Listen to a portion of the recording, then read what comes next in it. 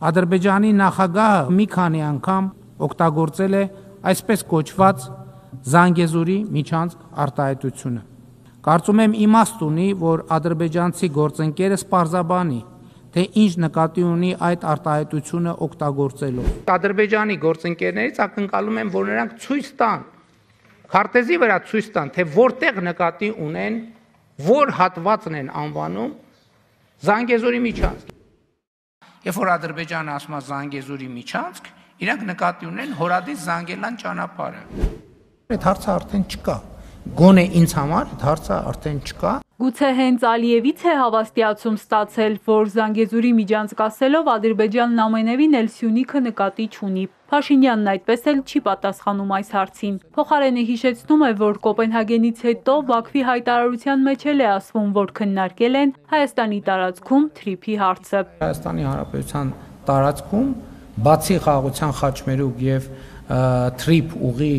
նախագծերից ուրիշ նախագիծ չկա եւ չի կարող լինել։ Եվ ընդհանրապես Հայաստանի ու Ադրբեջանի միջև խաղաղություն է հաստատված, իսկ Փաշինյանը գոհ է Ալիևի հետ շփումներից, այդ թվում Կոպենհագենից, որից ընդամենը 5 օր անց Ադրբեջանի նախագահը թյուրքական պետությունների կազմակերպության նիստում կրկին Զանգեզուրի միջանցքեր անվանում Վաշինգտոնում գծված ճանապարհը։ Փաշինյանը հորդորում է գրավոր արձանագրումներին հավատալ եւ ոչ թե բանավոր հայտարարություններին։ Ես համարում եմ, որ այդ հարցի վրա կենտրոնանալու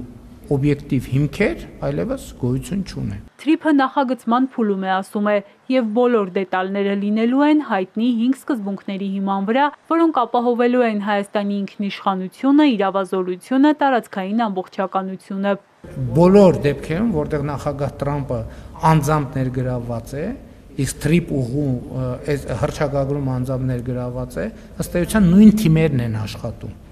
Նույն թիմերն են աշխատում, նույն մարդիկ են աշխատում։ Շարմ էլ Շեյխում բոլոր են մարդիկ, ում հետ մենք աշխատել ենք եւ աշխատում ենք այդ թեմաներով, բոլորը այնտեղ էին եւ բոլորը այդ իրենք անմիջական ներգրավված են այդ գործընթացների մեջ։ Իսկ այս ճանապարհի գերիների թե մեկ այլ հարցով էր Եգիպտոսում խաղաղության գագաթնաժողովի ավարտին մոտեցել Թրամփին, ներկայացել ու խոսակցությունը չավարտած հեռացել, այդպես էլ չիմացանք։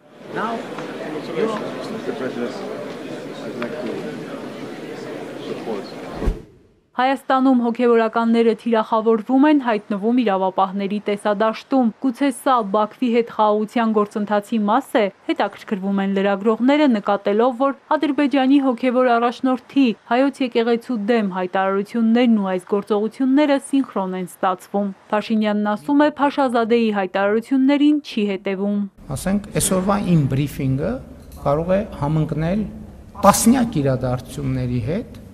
Ադրբեջանում, Թուրքիայում, Իրանում, Ռուսաստանում, Վրաստանում, Միացյալ Նահանգներում, Մերձավոր Արևելքում, Իսրայելում, Գազայի գոտում,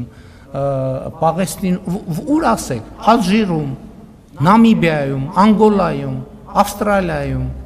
նույնիսկ Անտարկտիդայում եւ Հյուսիսային Բևեռում, նույնիսկ Մեծ Բրիտանիայում եւ Նոր Զելանդիայում, նույնիսկ Սինգապուրում եւ Ճապոնիայում, նույնիսկ Նորվեգիայում եւ Շվեդիայում։ Բազմաթիվ իրադարձություններ, եւ դա ինչ է նշանակում։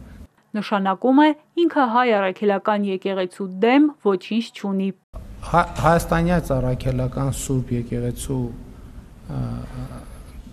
թղթերում որևէ տեղ գրած չի, որ կաթողիկոսի պաշտոնում գտնվող անձը եւ եկեղեցին նույնական են։ Որևէ տեղ գրված չի, որ եպիսկոպոսը եւ եկեղեցին նույնական են։ Որևէ տեղ գրված չէ նաեւ, որ կառավարությունն ու վարչապետն են նույնական, բայց երբ պետք է, կառավարությունն ինքն է եւ զբաղվում է ժողովրդի դարդերով։ Մնացածը կենացների ժանրից։ Նաեւ այն, որ վարչապետը միայն մամուլից է իմացել, Արագածոտնի թեմի առաջնորդը ձերբակալվել է, որովհետեւ եղել է հանցագործության մասին հաղորդում եւ դրան արձագանք։ Հերմինե Ղարիբյան, Էպիկենտրոն։